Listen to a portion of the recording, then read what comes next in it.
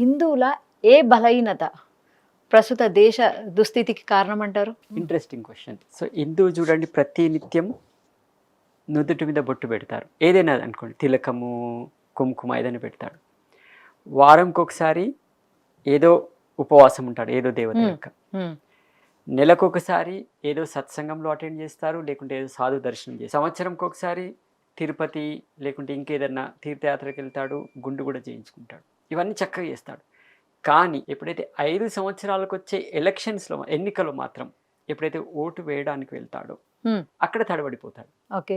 అక్కడ ఏంటి, temporary benefits ఏదైతే ఉన్నాయో, ఇప్పుడు మీరు అనుకోండి పింఛన్ అనుకోండి, ఫ్రీ బస్ అనుకోండి, అట్లాంటి ప్రభో దాంట్లో పడి ఆయన తన ఓటును తాత్కాలికంగా వేసేస్తాడు. అది యాక్చువల్లీ బలహీనత.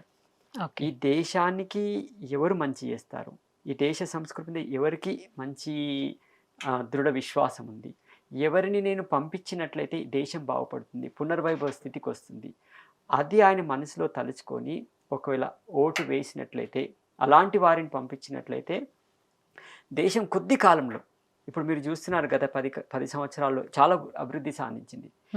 ఇలాగే ఉన్నట్లయితే మన దేశం చాలా అభివృద్ధి